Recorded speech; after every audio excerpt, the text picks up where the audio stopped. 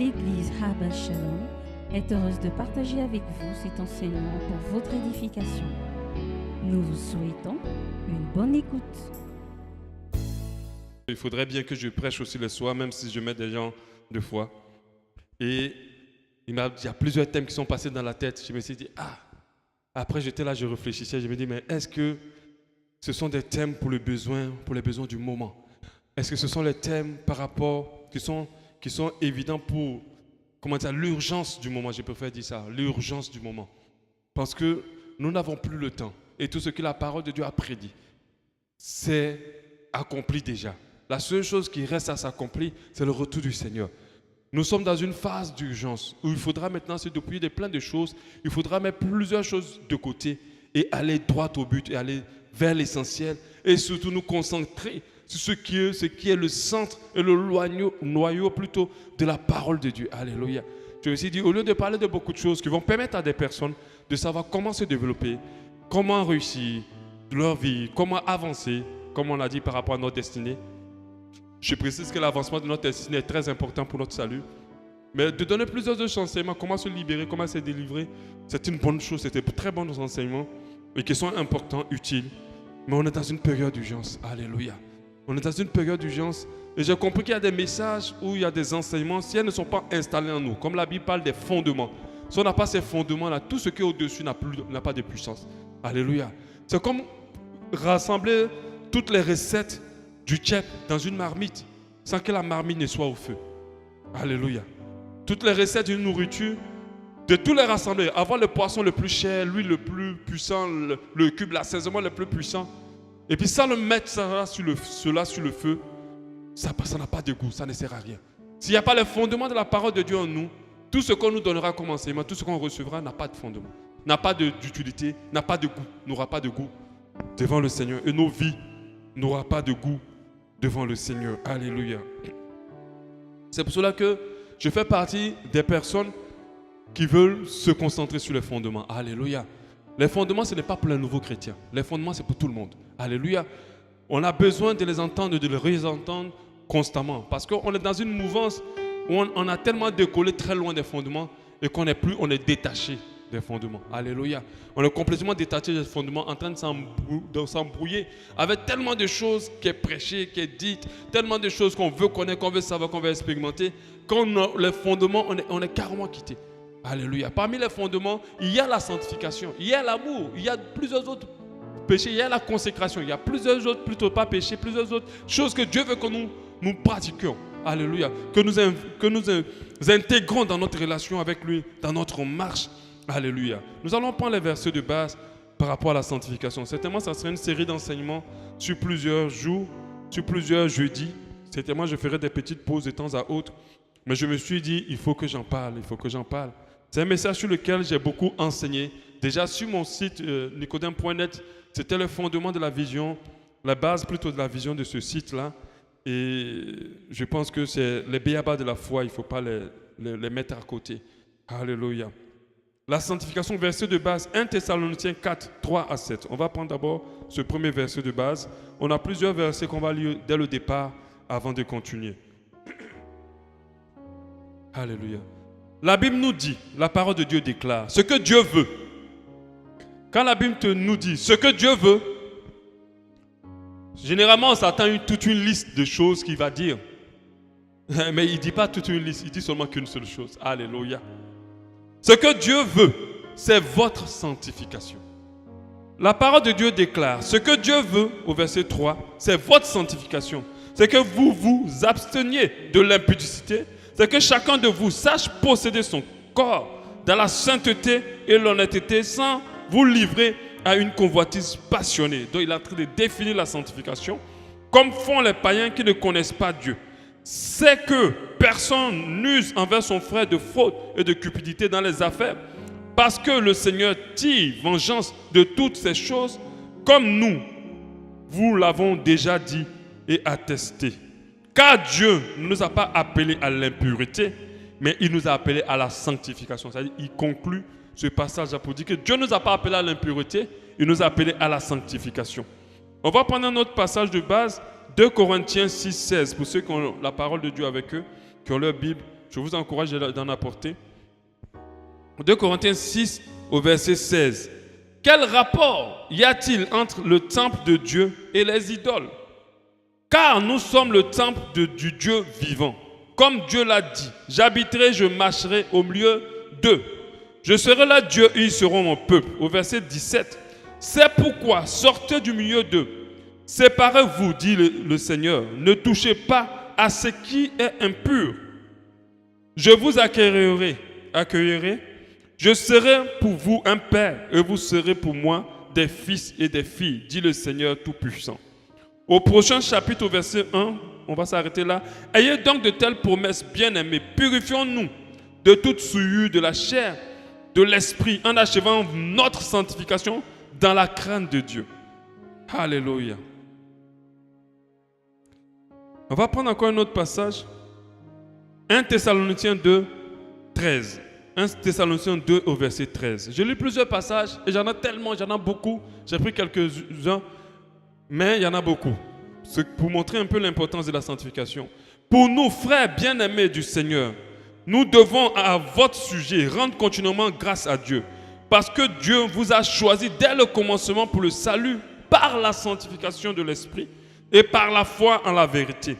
C'est à quoi il vous a appelé par notre évangile pour que vous possédiez la gloire de notre Seigneur Jésus-Christ. Alléluia. Le dernier verset l'avant-dernier plutôt avant de continuer, c'est Hébreux 12, 14. Hébreux 12, 14 nous dit, c'est rapide, il faut être rapide aussi avec moi. Hébreux 12, 14 dit, recherchez la paix avec tous et la sanctification sans laquelle personne ne verra le Seigneur. La sanctification sans laquelle personne ne verra le Seigneur. Le dernier passage, c'est Romains 6, 21. Romains 6, 21. Je vais rapidement, parce que ce sont des audios enregistrés, vous pourriez les réécouter. Et si vous avez des notes, vous pouvez noter rapidement ces versets pour les lire à la maison. Quels fruits portiez-vous alors? Des fruits dont vous rougissez aujourd'hui. Car la fin de ces choses, c'est la mort. Mais maintenant, étant affranchis du péché et devenus esclaves de Dieu, vous avez pour fruit la sainteté et pour fin la vie éternelle. Vous avez pour fruit la sainteté et pour fin la vie éternelle. Car le salaire du péché, c'est la mort. Mais le don gratuit de Dieu, c'est la vie éternelle en Jésus-Christ, notre Seigneur. Alléluia. Quand on lit ces versets et plusieurs autres passages, on comprend que la sanctification n'est pas pour les petits chrétiens. Alléluia. N'est pas un message pour les petits chrétiens, n'est pas un message pour les débutants dans la foi. Comme plusieurs qui se sentent arrivés disent, oh, les messages qu'ils prêchent, ce sont des messages trop basiques. Nous, on veut les vrais messages. Alléluia. Mais je vais te dire une chose, les vraies choses sont dans la simplicité. Alléluia. Les vraies choses sont dans des choses moins lourdes. Je ne vais pas te démontrer par A plus B, par le cosinus, par le X, par la variante, par quoi, que comment, ce qui. Non, on n'est pas dedans. Alléluia. On doit comprendre les choses les plus basiques de la foi, les choses les plus basiques de la marche chrétienne et les choses qui nous donnent la vie. Alléluia. Ce n'est pas parce que tu auras compris le mystère de telle chose que tu vas plaire à Dieu. Alléluia. Aujourd'hui, plus j'écoute des enseignements en ligne, plus j'écoute des messages, plus je vois des programmes, plus je vois les thèmes de certains trucs, messages ou programmes, je me dis, mais pourquoi tout tourne autour d'une récompense? Aujourd'hui, on ne peut pas prêcher à quelqu'un sans lui dire ce qu'il gagne. Et généralement, ce qu'il gagne n'est pas céleste. C'est toujours terrestre. Il y a des messages même de la sanctification qui sont faits pour que tu te sanctifies pour obtenir des choses, la grâce et la faveur de Dieu. Ce n'est pas ça le but. On dit tellement de choses tellement éloignées, tellement infiltrées, tellement diluées, qu'on oublie, on saute l'essentiel. Je me suis dit, on est dans une période d'urgence, on est dans une période où il n'y a plus le temps. On est dans une période où je vous dis où on est peut-être, où on est là, Jésus peut venir maintenant. Alléluia. Est-ce que c'est le fait que tu auras connu les 1000 piliers de je ne sais pas quoi, de la vie surabondante ou de la vie abondante qui va te prendre? Mais non. Ce que Dieu veut, ce n'est pas que tu aies une vie surabondante ou abondante. Il veut que tu te sanctifies. Il veut que tu te sanctifies. C'est ce que la Bible dit. Ce que Dieu veut, c'est que tu te sanctifies. Il veut que tu pratiques la sanctification. Alléluia. Et nous devons comprendre que c'est un message qu'il faut ramener. C'est un message qui doit rester en fondement dans nos vies, qui doit rester en toutes choses. On ne peut pas dire suivre Dieu, être dans la parole de Dieu, servir Dieu, honorer Dieu et se permettre l'impureté. On a un Dieu saint. Alors, nous devons comprendre que ceux qui doivent le suivre doivent aspirer et demeurer dans la sainteté. Mais ce n'est pas le cas. Ce n'est pas la priorité de beaucoup. Notre assemblée ne pourra pas se remplir forcément de ce genre de message.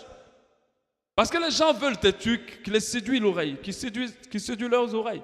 Mais ils ne veulent pas entendre la parole qui les amène à Dieu et qui les permet d'être conformes à Dieu. Alléluia.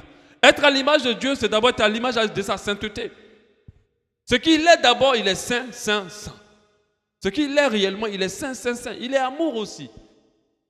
Mais c'est de lui ressembler. Alléluia. Donc pour moi, il est primordial de revenir constamment et constamment et constamment sur les fondements de la foi, sur les fondements de la chrétienté, de revenir là-dessus. C'est pour cela que je suis pour revenir, j'ai insisté sur l'amour. Et mon message sur l'amour, il n'est pas terminé. Je reviendrai dessus, j'insisterai dessus. Je resterai dessus. Parce que Dieu veut qu'on aime aussi. Il a dit c'est le second plus grand commandement. Après, aimer Dieu de tout notre cœur, de toute notre âme et de toute notre pensée. Alors il faut insister sur ces fondements. Mais quand tu prêches cela, on dit non. Tu prêches des choses basées. Oh, ça c'est les choses terre à terre. Ce n'est pas à notre niveau. Nous on est déjà à un autre niveau. Mais je vous dis, sans la sanctification, personne ne verra Dieu. Je ne dis pas beaucoup de personnes ne verront pas Dieu. Je dis personne ne verra Dieu. Et c'est ce que la parole de Dieu dit. Quand on va développer, vous allez comprendre que ce n'est pas une des portes, c'est la porte. Amen. La sanctification ne fait pas partie de l'une des manières de voir Dieu. C'est la manière de voir Dieu. Si tu ne te sanctifie pas, il ne faut pas parler même d'expérimenter Dieu ou surtout pas d'être sauvé. Alléluia. Il ne faut même pas parler de ça. C'est quoi la sanctification? Dans la définition première, c'est une dédicace. C'est le fait de dédier sa vie. Dans la définition première, il y a le côté de la consécration, de la mise à part pour un but spécifique. Alléluia.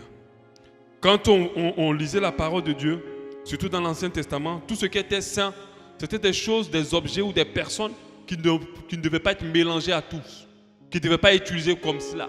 Ça devait être consacré, ça devait être mis à côté. Donc on appelait ces endroits saints. Quand on parlait du lieu saint, c'était un lieu où tout le monde n'avait pas accès. C'était un lieu qui était mis à part pour des personnes spécifiques. Alléluia. Dans la sanctification, il y a d'abord la mise à part, mettre à côté, consacrer. Alléluia. Consacrer, dédié uniquement. Alléluia. Donc quand on prend cette définition et qu'on veut parler de Dieu, c'est le fait que nous sortions de quelque chose pour nous mettre à part pour Dieu. Mais nous savons de quoi nous devons sortir. Quand on parle de sanctification, c'est de sortir du monde et d'appartenir à Dieu, de se consacrer à Dieu, d'être mis à part, de côté pour Dieu. Déjà.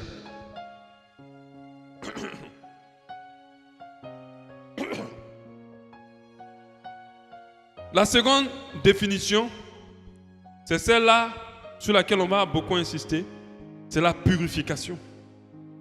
C'est la purification. Quand on parle de sanctification, on parle le fait d'être pur, d'être pur. C'est la purification. C'est la purification. On verra par la suite la purification de quoi exactement, on verra par la suite. Mais on parle de la purification. Quand on dit il sanctifie, on parle de la purification. La sanctification, c'est le fait de vivre loin du péché. Parce que le péché est une désobéissance à Dieu. Se sanctifier, c'est vivre dans l'obéissance à Dieu. Alléluia.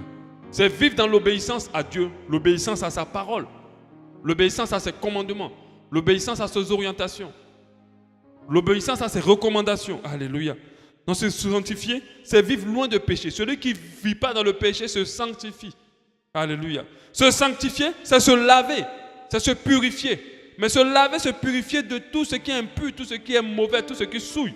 Et ce qui souille, c'est le péché. Alléluia. C'est de fait de rester propre.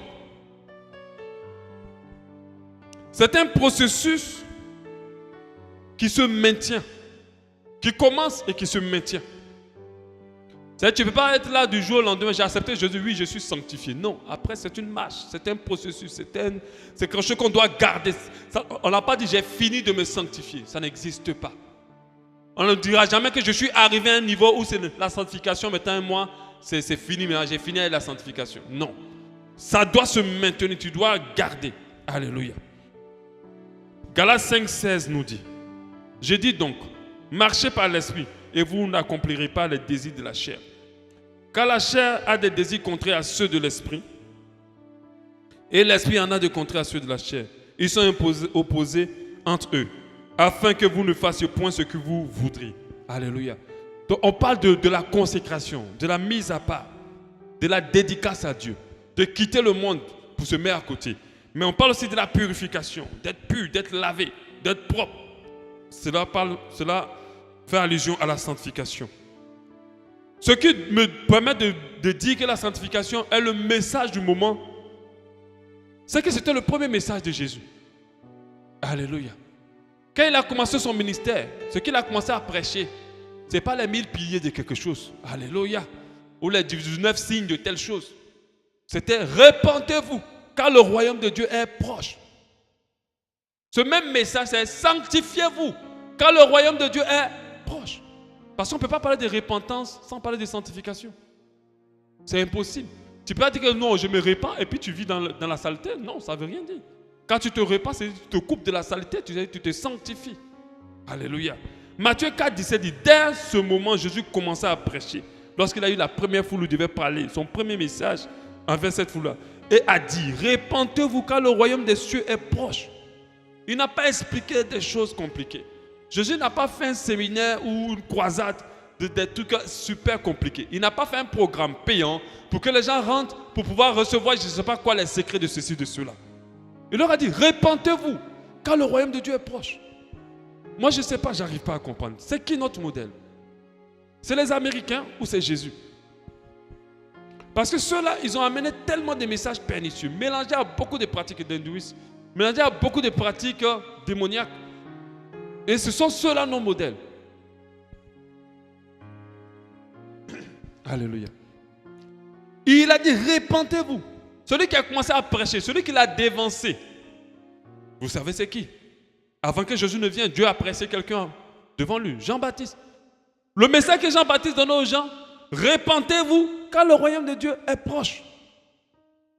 Il n'a pas expliqué des théories compliquées. Il n'est pas rentré dans ceci, il n'est pas rentré dans cela. Tout ce qu'il avait à dire, c'est que les gens se purifient, qu'ils se lavent, qu'ils soient baptisés, purifiés de leurs péchés et qu'ils se sanctifient, qu'ils marchent en nouveauté de vie, qu'ils soient des nouvelles créatures. C'était ça l'intérêt. Parce que pourquoi nous sommes à Jésus? C'est parce que nous attendons le royaume des cieux. Alléluia. Maintenant, je ne sais pas si toi, tu es en Jésus pour autre chose. Amen. Cherchez premièrement le royaume et la justice de Dieu et toute chose vous sera donnée par-dessus tout. On est à Jésus pourquoi? Parce qu'on attend le royaume des cieux. On n'est pas là pour vivre une vie surabondante ou abondante ici. On est là d'abord pour être sauvé, pour expérimenter le royaume des cieux, pour que quand Jésus arrive, on ne reste pas. Mais les gens sont remplis de théories, ils sont remplis de beaucoup de paroles. Mais leur vie n'est pas conforme à la parole de Dieu, au message principal de ce pourquoi on est dans l'église. Alléluia. Et moi je veux qu'on revienne sur terre, qu'on revienne tranquillement à la parole, qu'on revienne à la croix, qu'on ne laisse pas la croix dehors et puis on est en train de s'embrouiller avec n'importe quoi. Faisons rentrer la croix et mettons la croix au milieu de nous et concentrons-nous sur elle. Elle a nous prêché. Jésus n'est pas mort à la croix de Golgotha pour beaucoup de futilité. Il est mort parce que nous devons nous répandre car bientôt le royaume des cieux revient. Alléluia. C'est pour ça que je préfère, je ne suis plus pas pour cet évangile pour dire viens à Jésus, tu n'auras plus de problème. Viens à Jésus, ta vie va changer. Viens à Jésus, tu vas maintenant être marié. Je n'ai plus le courage, on a tous fait cette erreur-là de le dire avant, mais je n'ai même plus la force de le dire, parce que ça ne doit pas être la raison pour laquelle tu viens à Jésus. La raison qui doit t'amener à Jésus, c'est qu'il t'a créé. C'est lui qui t'a créé. C'est lui qui t'a créé. Tu ne peux pas vivre sans lui. Il est ta mère, tu es le poisson. Et bientôt il vient. Il est mort à la croix de Golgotha pour porter tes péchés, pour que tu sois sauvé.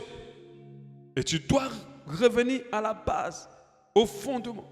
C'était le premier message de Jésus. Et c'était le dernier message de Jésus. Qu'elle a dit, allez partout du monde partout dans le monde annoncer la bonne nouvelle. La bonne nouvelle, c'était quoi? La bonne nouvelle, c'est pas dire que tu vas te marier. La bonne nouvelle, c'est pas dire que tu vas devenir riche. La bonne nouvelle, c'est pas dire que tu vas être épanoui. Non. La bonne nouvelle, c'est que Jésus-Christ est moi à la croix de Golgotha afin que quiconque croit soit sauvé. C'est ça la bonne nouvelle. Il est mort pour toi à la croix de Golgotha. Il faut que tu crois et que tu sois sauvé. Si tu crois et que tu marches selon sa parole, dans la vérité, dans la sanctification, alors tu seras un disciple. Parce qu'il devient un disciple si ce n'est celui qui copie le maître. Mais c'est quel disciple-là où le maître n'est pas copié? Jésus était humble. Mais les enfants de Dieu ne sont pas humbles. Et il se dit disciple. Les serviteurs de Dieu ne sont pas humbles. Et il se dit disciple de qui? L'orgueilleux, c'est le diable. Et Satan et son armée. Celui qui, l'enfant ressemble au fils. Si tu es orgueilleux, tu ne ressembles pas au père. Parce que Dieu est humble. Et Jésus était humble. Et Jésus est humble. Alléluia. Et c'est ça, la base et le fondement de la parole de Dieu. Nous devons lui ressembler à tout niveau. Quand il partait, il priait pour les malades, ils étaient guéris. Mais il leur annonçait le salut. Il leur annonçait de se repentir et de se séparer des ténèbres. Alléluia. Afin de s'attacher à lui. Il leur annonçait d'aimer le prochain. Il leur annonçait les fondements de la parole de Dieu. Il ne rentrait pas dans des messages super compliqués pour leur permettre de vivre une vie abondante, surabondante en quoi que ce soit. Alléluia. Donc nous devons faire très attention. Ce que la sanctification n'est surtout pas. La sanctification n'est pas maîtriser la Bible par cœur. Si tu connais toute la Bible par cœur, si tu as lu la Bible de Genèse à l'Apocalypse 1000 fois, ce n'est pas pour autant que tu es sanctifié. Ce n'est pas ça. La sanctification n'est pas éviter les graves péchés. Parce que d'autres, tant qu'ils ne sont pas dans la fornication, ils sont saints. Comme ils n'ont pas couché toute l'année, vraiment mon année est une année de sanctification. Mais non. Parce que je n'ai pas défini que la sanctification, c'est le fait de ne pas tomber dans le péché du sexe. Non, je n'ai pas dit ça. J'ai dit que c'est le fait de ne pas tomber dans le péché. Un point, un trait. Alléluia. Selon la parole de Dieu, il n'y a pas de niveau de péché grand, petit. Le seul péché peut-être qu'on met un peu à côté, c'est la sanctification parce que c'est le péché contre le corps. Plutôt l'impudicité parce que c'est le péché contre le corps. Mais à part lui, tous les péchés sont au même niveau. Mais même en dehors de l'impudicité, tous les autres péchés amènent en enfer. Alléluia. Dès que la personne n'a pas commis l'impudicité toute l'année, j'ai été saint cette année. Je suis saint. Je suis sainte. C'est pas vrai, c'est faux. Quelles sont tes pensées? Quelles sont tes paroles? Quelles sont tes attitudes? Quel est l'état de ton cœur? Comment tu réfléchis? Comment tu avances? Quelle est ton humilité? Quelles sont tes relations avec les gens? La sanctification, ce n'est pas le fait d'être une source de bénédiction pour les autres. Parce que les gens, certaines personnes, comme ils donnent beaucoup à l'église, comme ils soutiennent les gens, comme ils donnent aux malades, comme ils pratiquent la charité, alors ils se sentent sanctifiés. Tu peux tout donner. La Bible a dit, tu peux tout donner. Mais Dieu peut dire, je ne te connais pas. Arrête de moi, ouvrier d'iniquité. Ça veut dire ouvrier qui ne se sanctifie pas. La sanctification, ce n'est pas de ne pas rater un jour d'église. Il y a des gens qui ne ratent jamais un jour de culte. Ils se sentent saints. Mais non. Ce n'est pas le fait d'avoir des responsabilités. Il y a d'autres personnes, quand ils ne sont pas responsables, qui n'occupent pas un poste de responsabilité dans l'église, ils se sanctifient. Mais dès qu'on les nomme responsables, c'est comme s'ils n'ont plus de force de se sanctifier. Et ils prennent cette responsabilité pour couvrir tous leurs péchés. Ils se permettent maintenant des choses en se disant, le fait que je sois utile dans les mains de Dieu, alors c'est suffisant. La sanctification, ce n'est pas le fait d'avoir des dons spirituels. Tu peux en avoir sans te sanctifier. Fais attention. Dans la parole de Dieu, il est écrit que plusieurs serviteurs de Dieu viendront au Père de Jésus. Ils vont dire, Seigneur, n'avons-nous pas guéri les gens, n'avons pas fait des miracles, n'avons pas donné des biens. Il va dire, arrête de m'ouvrir d'iniquité. Donc faites très attention. Ce qu'on fait, ce qu'on pose comme acte dans la maison de Dieu, ce n'est pas ce qui nous qualifie. Ce qui nous qualifie, c'est ce qu'on est réellement. Alléluia. C'est ce qu'on est. C'est pour ça que Dieu ne nous juge pas sur nos actions. Il nous juge en fonction de notre cœur. Qu'est-ce qu'il y a dans notre cœur? Il regarde au cœur, il ne regarde pas l'apparence. Parce que tu peux faire plein de choses à l'église, mais tu es un impudique. Un impudique dans tes pensées. Un impudique dans tes attitudes. Alléluia. Mais pendant ce temps, tu fais les bonnes choses à l'église. Donc non, la sanctification, ce n'est pas ça. Dieu regarde au cœur. La sanctification, ce n'est pas le fait d'être gentil et aimable avec tout le monde. Moi, je me rappelle quand tu vas à des funérailles, on dit des petites phrases. Oh, elle était gentille, elle était bien, oh, elle était bien. C'est lui qui a fait ça, c'est elle qui a fait ceci. Elle ne m'a jamais créé. Bon, je ne sais pas, bizarrement, quand quelqu'un meurt, tout le monde trouve cette personne gentille. Je n'ai jamais vu un funérail où quelqu'un est venu pour dire elle m'a fait du mal, elle m'a volé mon mari. Mais même quand on t'a volé ton mari, tu vas venir dire elle était vraiment bien. Oh. Mais tu sais que la personne est mauvaise. Ce n'est pas parce que les gens vont dire tout le bien que tu as fait pour eux, parce que d'autres ont compris qu'il faut faire du bien autour des gens. Il faut faire du bien. C'est une bonne chose. Ah, mais fais très attention. Un bien sans la sainteté n'est pas un bien, parce que Dieu sait pourquoi tu fais. Il y a des gens qui donnent, qui aident, qui soutiennent pour qu'on les remercie, pour qu'on les aime. Il y a des gens qui ont des gros vides émotionnels, de telle sorte qu'ils font plusieurs choses pour qu'on les aime. Oh, elle était bien, au funérailles et tout ça. Ce n'est pas pour autant que tu es sanctifié.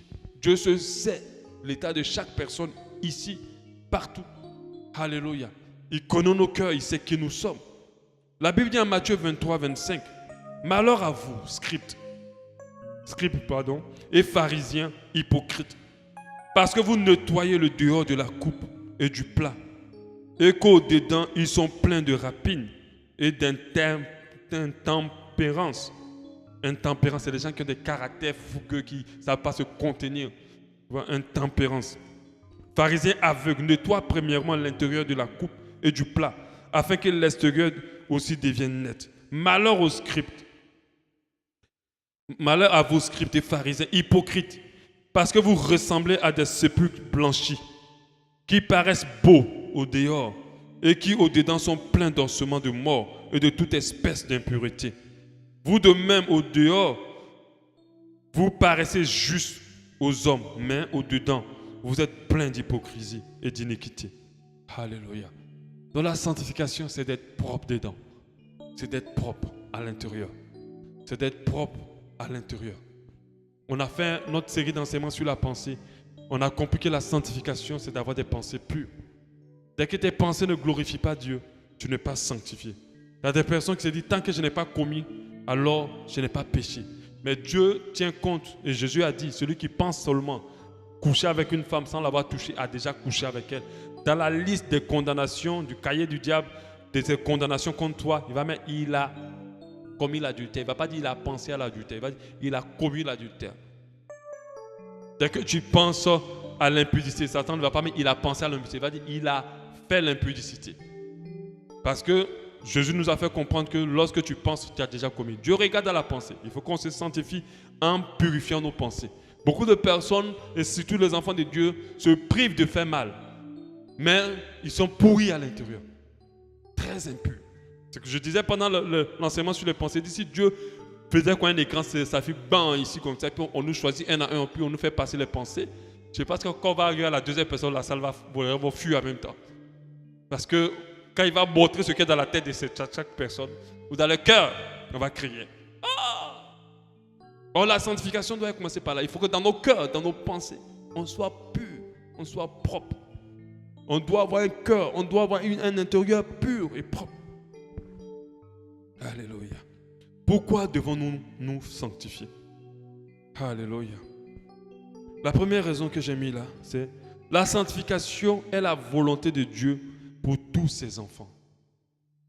Alléluia. Quand on parle de la Bible comme un testament, le testament c'est une volonté de quelqu'un qui part. Alléluia. Je préfère pas dire quelqu'un qui meurt. Je dis quelqu'un qui part. Parce que Jésus n'est pas mort, il est vivant. Quand il part, il laisse des instructions. C'est une forme d'instruction qu'on laisse à nos enfants, à nos disciples, avant de partir. Alléluia. C'est un testament. Alléluia. Et parmi ces testaments, il y a la volonté de celui qui part. Alléluia. Et parmi les volontés de celui qui part, il a donné la sanctification. 1 Thessaloniciens 4, 3, il dit ce que je veux, c'est votre sanctification. Il dit ce que je veux. Dieu te dit ce que je veux, c'est votre sanctification. C'est que tu t'abstiens de l'impudicité. Ce que je veux, c'est ta sanctification. Je veux que tu t'abstiens de l'impudicité. Il ne t'a pas demandé autre chose. Il dit ce que je veux, c'est ta sanctification. Je veux que tu t'abstiens de l'impudicité. Donc pourquoi se sanctifier? C'est la volonté de Dieu. Tu ne peux pas suivre quelqu'un sans faire sa volonté. Tu ne peux pas vivre avec une femme en faisant que ta volonté. Arrivé un moment, il aura un problème. Tu ne peux pas dire que telle personne est ton patron et puis c'est ce que toi tu veux que tu fais. S'il est ton patron, alors tu dois écouter ce qu'il veut. Et tu dois faire ce qu'il veut. C'est en cela que toi et lui, vous aurez une bonne communion. Si tu ne fais pas ce qu'il veut, alors il y a un problème. Si tu ne te sanctifies pas, alors ne dis pas que ton Dieu est ton Dieu, il n'est pas ton Dieu. Parce que ne vous blaguez pas, ne vous mentez pas. La parole de Dieu, elle est vraie. Elle n'est pas là dans les compromis. Tu vis dans les saletés et tu dis que mon Dieu est mon Dieu. Il n'est pas ton Dieu. Parce qu'il est saint. Il est le Dieu de ceux qui se sanctifient. Alléluia. Et ceux qui l'ont reçu ne prennent pas plaisir à l'impureté. Ceux qui l'ont reçu ne se sentent pas bien dans la saleté. Ceux qui l'ont reçu ne sont pas à l'aise dans ce qui est impur, ce qui ne lui plaît pas. Alléluia. Donc, c'est la volonté de Dieu. Pourquoi tu dois te sanctifier? Dieu veut que tu te sanctifies. C'est ce qu'il te demande, c'est ce qu'il attend de toi. Alléluia. Il veut que tu te sanctifies déjà en apparence, mais que tu te sanctifies aussi dans ton intérieur. Alléluia. La sanctification, pourquoi nous devons nous sanctifier? La sanctification est un commandement de Dieu. En plus d'être une recommandation d'une volonté de Dieu, c'est un commandement. Il t'ordonne, il te le demande même. Carrément. Et lorsqu'on parle de commandement, c'est qu'il y a condamnation à côté, si tu ne l'appliques pas. Alléluia. 1 Pierre 1,14. Comme des enfants obéissants, ne vous conformez pas aux convoitises que vous aviez autrefois. Donc, ne continuez pas à vivre comme avant. Quand vous étiez dans l'ignorance, quand tu ne me connaissais pas encore, moi qui étais Jésus, quand je n'étais pas encore dans ta vie, mais puisque celui qui vous a appelé est saint, la Bible dit, puisque celui qui vous a appelé est saint, maintenant si tu as été appelé par quelqu'un d'impur, alors tu peux rester dans l'impureté. Mais celui qui t'a appelé, si c'est Jésus-Christ, alors sache qu'il est saint. Je te donne une information. Vous aussi, soyez saints dans toutes vos conduites. C'est le chant qu'on sentait tout à l'heure. Soyez saints dans toutes vos conduites. Selon qu'il est écrit, vous serez saints, car je suis saint. Selon qu'il est écrit, vous serez saints, car je suis saint. Vous serez sanctifiés, car je suis sanctifié. Parce que d'autres prennent le fait de dire que quand on appelle quelqu'un saint, c'est le fait que tu es Jésus et que tu as reçu le Saint-Esprit. Attention. Attention. C'est vrai que nous recevons le titre de sainteté parce que nous avons reçu le Saint-Esprit. Mais fais attention, le Saint-Esprit s'attriste et s'éteint. Alléluia. Le Saint-Esprit s'attriste et s'éteint. Mais ce qui l'attriste et le teint, c'est le péché. C'est la vie de quelqu'un qui n'est pas dans la sanctification. Il y a des personnes qui n'ont plus l'Esprit de Dieu. Ils ont reçu l'Esprit de Dieu, mais ils n'ont plus l'Esprit de Dieu parce qu'ils l'ont trop attristé et ils ont fini par l'éteindre en eux. Alléluia. Donc nous devons comprendre qu'un enfant de Dieu, naturellement, celui qui a l'Esprit de Dieu, doit être poussé vers la pureté. Il n'a plus la nature d'autre chose. Alléluia. Ça doit être vraiment naturel en lui. Donc c'est un commandement de Dieu d'être saint. C'est une obligation pour quiconque veut suivre Dieu. Ce n'est pas une option. Si tu veux faire partie de la maison de Dieu, alors sanctifie-toi. Si tu veux être proche de Dieu, alors sanctifie-toi. C'est un commandement. Le troisième élément, la sanctification nous permet de voir Dieu. La Bible nous dit en Hébreux 12, 14. Hébreux 12, 14. Recherchez la paix avec tous, pour parler d'amour. Et la sanctification sans laquelle personne ne verra le Seigneur. On aurait dit, et la sanctification sans lesquelles. Ok, pour parler de la paix avec tous et la sanctification. Mais on dit la sanctification sans laquelle. En fait, il parle de la sanctification, il ne parle pas de la paix avec tous. Amen. Il ne parle pas de la paix avec tous. Et la sanctification sans lesquelles, si on l'aurait dit sans lesquelles, pour parler de la sanctification et la paix avec tous. Pour faire comprendre que même si tu as un problème avec quelqu'un, ce n'est pas aussi grave que tu sois dans l'impureté. Alléluia. Sans laquelle personne ne verra Dieu. On n'a pas dit sans laquelle quelques personnes ne verront pas Dieu. On dit personne. Il n'y a pas une autre voie pour voir Dieu si ce n'est que passer par la sanctification. Si ce n'est que de se mettre à part. Si ce n'est que de se consacrer. Si ce n'est que de quitter le monde. Parce qu'on ne peut pas parler de sanctification si tu es encore dans le monde. Ce n'est pas possible. Celui qui se sanctifie doit comprendre qu'il doit quitter le monde. Parce que le monde est souillé, le monde est sale pour nous, les enfants de Dieu. On y est, mais on est comme des étrangers dans ce monde. On est comme en escale. On ne s'assoit pas, on n'y prend pas plaisir aux choses du monde.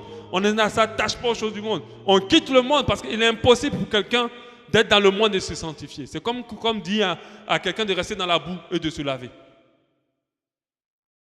Si ton cœur n'est pas détaché du monde, il est impossible pour toi de te sanctifier.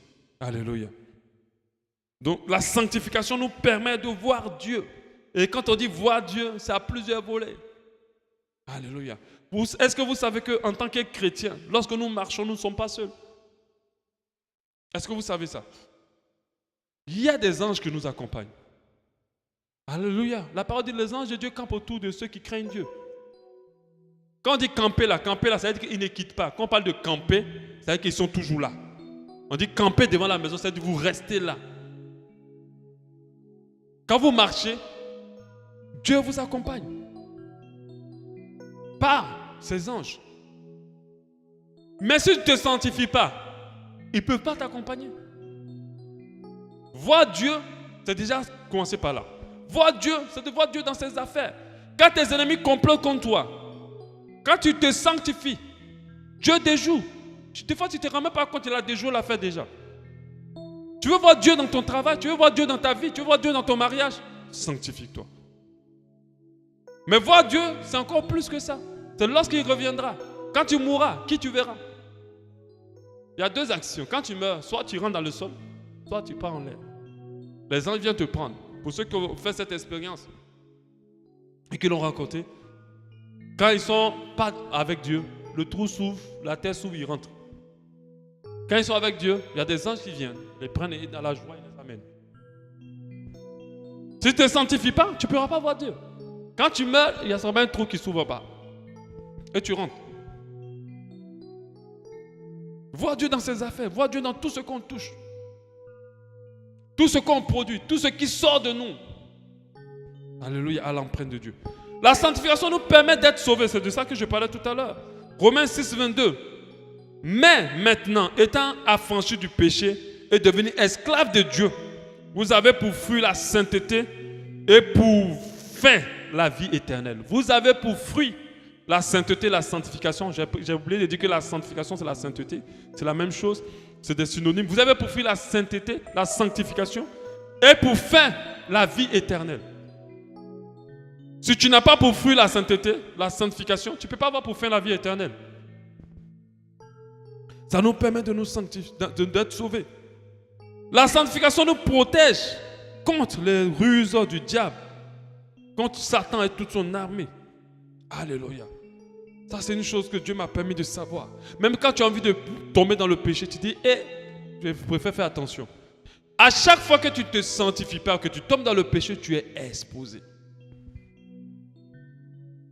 Je me rappelle une fois, on est parti dans une église, une assemblée où il y avait un faux prophète. Et le gars là, il passait son temps à faire rire tout le monde. Et à tomber gauche à droite, c'était vraiment la catastrophe. Et je ne sais pas qui m'avait amené là-bas. Mais le gars fait tout. Mais moi, je ne tombe pas. Et je ne sens même pas un grain d'effet sur moi. C'était pas que j'étais orgueilleux. J'étais là et je dis, tout le monde tombe aussi, je vais tomber aussi. Peut-être que j'ai un petit problème. Mais rien. Après, Dieu m'a fait comprendre qu'il n'a pas accès à toi. Il n'a pas accès. Il n'a pas de porte. Il n'a pas d'ouverture. À cause de quoi? De la sanctification. Si tu ne te sanctifies pas, les détourneurs dans les taxis qui hypnotisent les gens, qui te disent 2 phrases sur ma puis tu fais tout ce qu'ils veulent, vont t'avoir. Parce qu'ils ont quelque chose de leur Dieu en toi. Si tu ne te sanctifies pas, là, ton parent sorcier qui est quelque part, même si tu pries, tu gênes toujours ici. Quand il te lance le fusil nocturne, tu es étonné de trouver que ça t'atteint. Si tu ne te sanctifies pas, tu es exposé au diable. Si tu n'es pas pur, tu es exposé. Parce que les anges que Dieu met à côté de toi pour t'accompagner, ce qui les maintient là, c'est ton état. C'est l'Esprit de Dieu. Et si l'Esprit de Dieu est attristé et qu'il est éteint, tu es exposé à nouveau. Et beaucoup sont atteints. Ils sont dans l'église, ils sont atteints constamment. Ils sont atteints de maladies bizarres, ils sont atteints de plusieurs choses. Quand ils arrivent chez un féticheur, rien ne se gâte. Au contraire, ils prennent des démons. Quand ils vont dans des églises où il y a beaucoup de fétichistes, ils prennent des démons.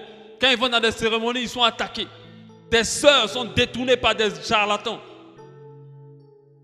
Des hommes sont envoûtés par des femmes. Pourquoi? Ces personnes ont ce pouvoir, c'est parce qu'ils ne se sanctifient pas. Donc du coup, tout ce qu'on va lancer envers eux, ça va les atteindre. J'ai regardé un film nigérien récemment sur Nollywood TV. C'était vraiment un film qui m'a édifié. Quand j'ai prêché sur les ennemis, le dimanche et le soir, c'est là que je riais. Et Dieu m'a conforté vraiment sur mon message. Il m'a dit vraiment, tu as prêché ce qu'il fallait prêcher. La fille, elle était sanctifiée. Je ne sais pas si vous avez regardé.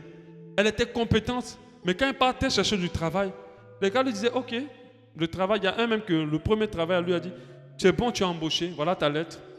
Mais si tu veux que je te la donne, rejoins-moi à l'hôtel.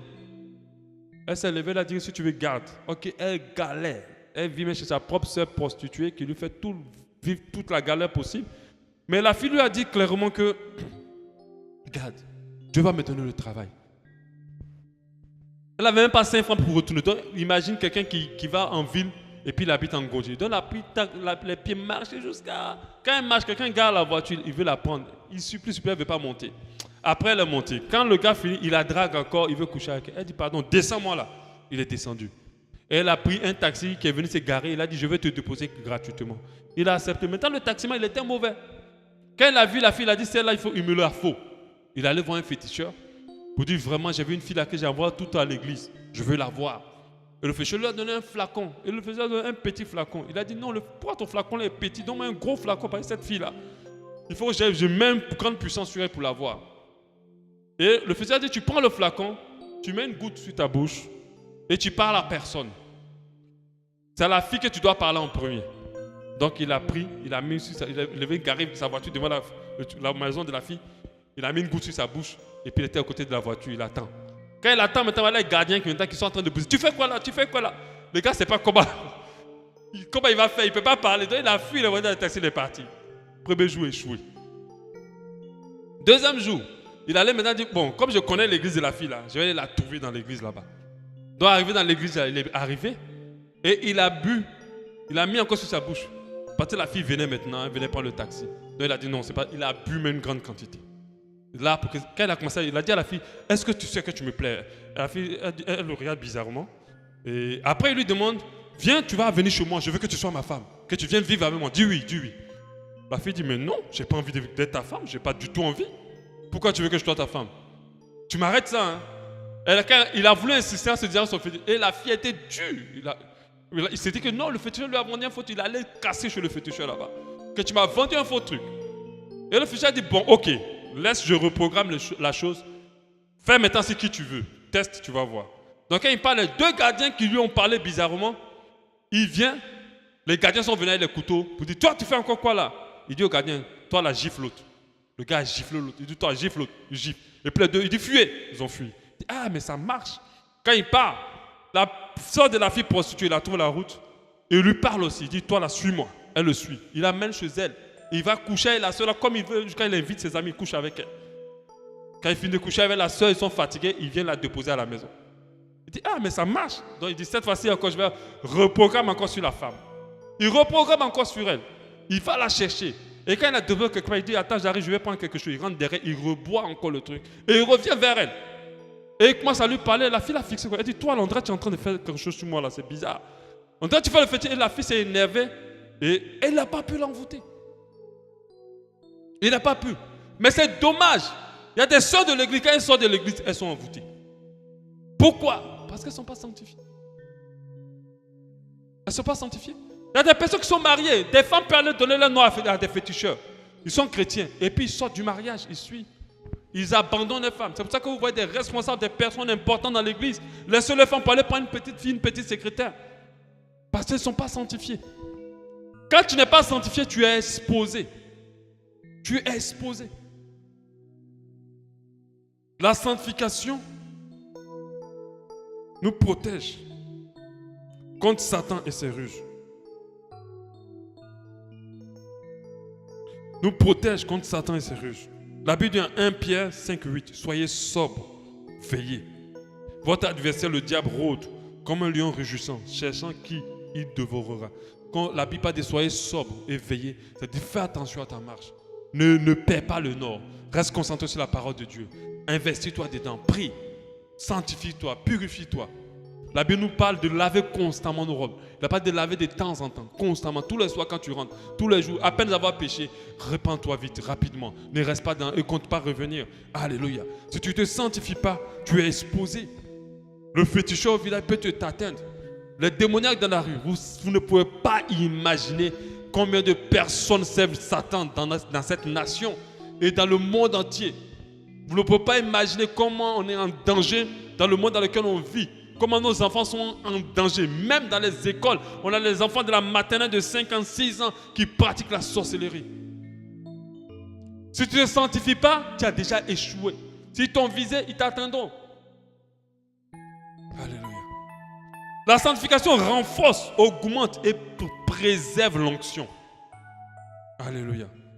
Renforce, augmente et préserve l'onction. Tu peux venir prêcher aux gens, tu peux venir leur dire beaucoup de choses. Leur vie, parce que moi je dis la vraie onction, l'onction véritable, ce n'est pas l'onction qui fait tomber les gens. Alléluia. Ce n'est pas l'onction qui guérit.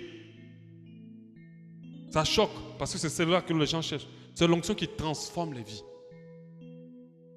C'est ça qui fait que quand tu parles, quand tu enseignes, quand tu suis des gens, ils ont une envie de s'approcher de Dieu. Ils commencent à avoir la vie transformée. Parce que tu peux guérir des gens, ils restent impudiques. Ce n'est pas une bonne onction.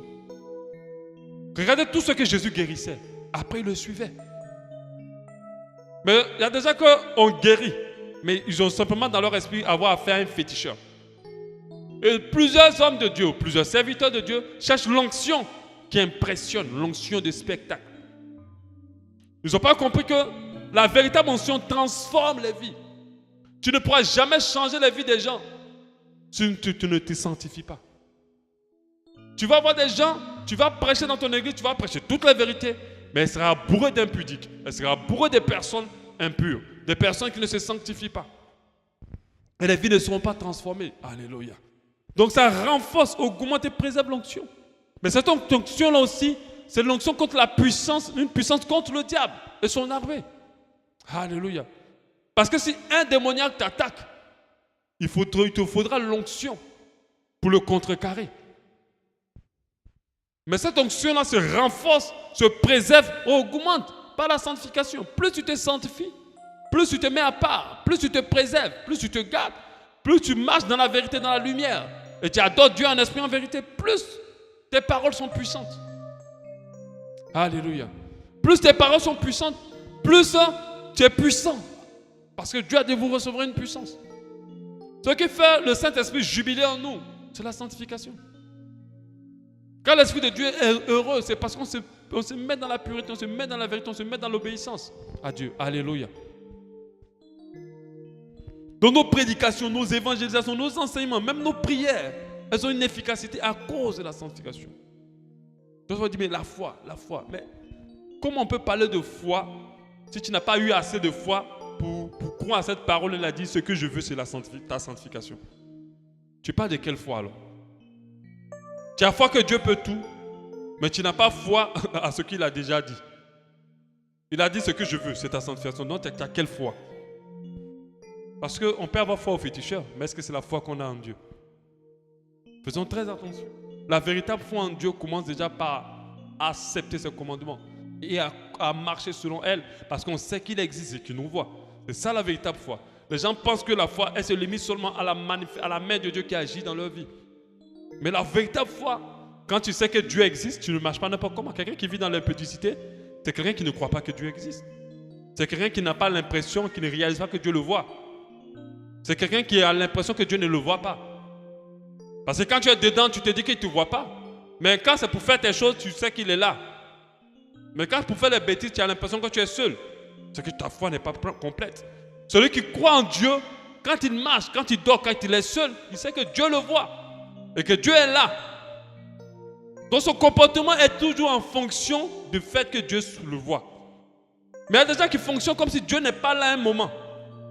La Bible dit il ne sommeille ni ne dort, il ne dort jamais. Ses yeux sont braqués sur le monde entier. Et lui, ce n'est pas des yeux braqués dans les environs, c'est vraiment des yeux braqués dans les détails. Même dans nos cœurs. Ses yeux sont braqués. Alléluia. Nos prières, nos combats spirituels, lorsque nous prenons au nom de Jésus, je comment ça, je brise cette action des ténèbres. Il faut qu'on soit saint. Il faut qu'on soit saint. Sinon, on va être tabassé. Comme des personnes qui se sont levées pour aller prier. Alléluia, pour des personnes envoûtées. On m'a expliqué une histoire d'une fille envoûtée. Et on était en train de prier les sirènes des eaux. Et les gens étaient en train de prier. Elle avait moyen s'arrêter la fille. C'est un gars. Elle dit, toi aussi, tu veux me chasser. On l'a dit au gars, pardon, sors de là. Sors de là. Pourquoi? Parce qu'elle sait, elle connaît, le diable connaît nos vies. Alléluia. Il ne connaît pas nos pensées, mais il nous surveille. Il a mis des armées autour de toi pour te regarder tous les jours. Pour atteindre la moindre faille. C'est pour ça que quand le diable va te tenter avec une femme, il ne va pas te tenter une femme qui n'est pas dans ton goût. Parce qu'il te connaît. Si tu aimes le teint rouge, il va amener une femme avec teint rouge. Si tu aimes une femme mince, il va amener une femme avec mince. Si tu aimes les beaux gars frais avec des petites lunettes brillantes, il va amener les beaux gars frais avec des petites lunettes brillantes. Il nous surveille. Alléluia. Donc faites très attention. Faites très attention. Ça nous donne de la puissance, de l'onction contre le diable. Ça nous donne de la puissance aussi dans notre ministère. Alléluia. Ça nous permet d'avoir de l'impact dans ce monde aussi. Très important. La sanctification nous permet d'éviter plusieurs malheurs liés au péché, liés à l'impureté, liés à l'iniquité. Alléluia. Quand on parle seulement rien qu'avec les maladies. Si les gens pratiquaient la sanctification, je pense qu'il y a beaucoup de maladies qui n'auraient pas lieu d'être. Qui vont disparaître à jamais. Alléluia. On dit que le sida aujourd'hui est une maladie des homosexuels. Que c'est les homosexuels qui ont amené. Mais c'est une condamnation de Dieu. Pour le péché de l'impudicité. Alléluia. Pour le péché de l'impudicité. Parce que c'est très difficile d'attraper le sida autrement. Même si les gens attrapent le sida autrement, mais le pourcentage est très faible. Alléluia. La majorité, c'est sexuellement. Celui qui se sanctifie déjà se protège contre toutes ces maladies. La sanctification nous protège aussi contre tous ces mauvais esprits. À chaque fois que tu as un rapport sexuel avec quelqu'un, je veux dire, même si tu t'es protégé, alléluia, la protection elle est physique, elle n'est pas spirituelle. Tu prends une armée de démons par rapport à ce que la personne soit remplie. C'est pour ça que d'autres seront très lourds quand Jésus reviendra, parce qu'ils sont trop remplis de démons à cause des rapports sexuels qu'ils ont eus. Et la sanctification nous protège de cela. Et quand tu fais tes enfants, tu les remplis de ça. C'est pour ça qu'un père va voir un enfant, son enfant est impudique, il n'arrive pas à contrôler sa fille, couche n'importe comment, ils n'arrivent pas à contrôler ça. Mais c'est parce que toi-même tu es rempli déjà de tous ces esprits-là que tu as récupérés, que tu as collectés. Alléluia. Ça nous évite la prison. La majorité des personnes qui sont en prison, la majorité, je ne sais pas tout, parce qu'il peut arriver que de manière injuste, on t'amène, parce que Dieu veut t'amener là-bas, soit pour que tu ailles le servir, soit pour t'amener à lui. Mais la majorité des personnes qui sont en prison, c'est parce que ces personnes ne se sanctifient pas. Ça nous évite beaucoup de malheurs. Ça nous évite même la mort. Quand vous voyez qu'on tabasse un voleur, après on lui met un pneu et on le brûle, c'est parce que s'il avait compris qu'il devait se sanctifier, il ne serait pas dans cette position. Il meurt pour rien. Ça stoppe notre destinée. Le fait de ne pas vivre dans la vérité, dans la pureté. Il y a des femmes qui sont tombées enceintes, elles ont accouché et leur vie n'est plus pareille. Leurs choix ne peuvent plus être pareils. Et il y a beaucoup de personnes, comme j'ai entendu des histoires, avec seulement une relation sexuelle, leur vie a été détruite. Faites très attention. Ce que Dieu veut, c'est notre sanctification. Alléluia. On va certainement continuer jeudi prochain, parce qu'il y a beaucoup de choses à dire. On parlera de l'impudicité, de différentes formes. On va parler de comment se sanctifier. Alléluia.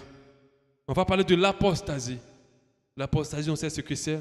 C'est le fait que les gens quittent la foi pour revenir au monde. Et c'est une pratique qui est en train de vraiment se répandre partout. Beaucoup de personnes sont en train de se déconnecter de la foi. On va parler de ça.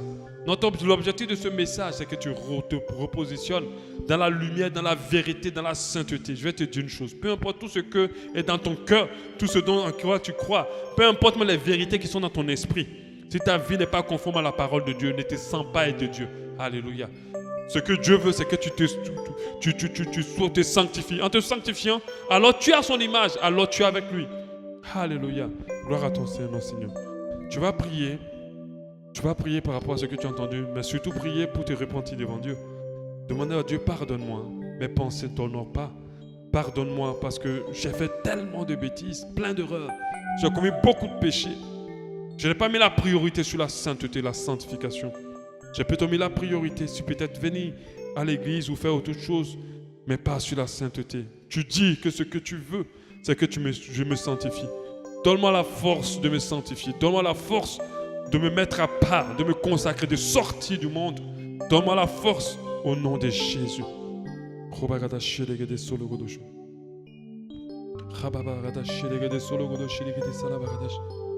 Gloire à ton Seigneur. Alléluia. Continue à prier, parle à ton Dieu.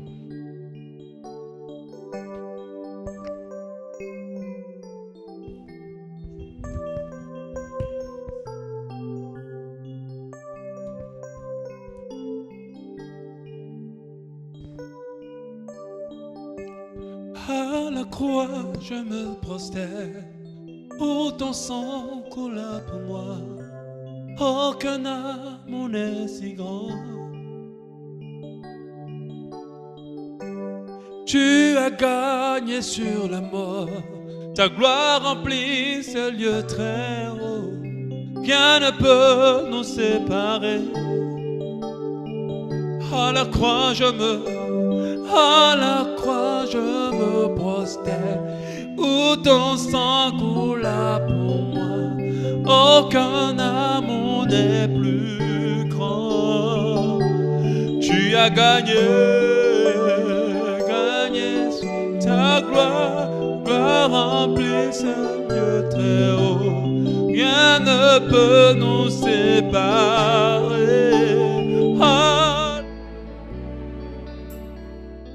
L'Église Habas Shalom remercie le Seigneur pour cet enseignement qui perfectionnera votre foi. Pour plus de renseignements sur notre assemblée, veuillez nous joindre au plus 241 07 93 10 00 ou faites un tour sur notre site internet www.habashalom.org ou encore visitez notre page Facebook. Habas Shalom, expérimentez l'amour et la paix de Dieu.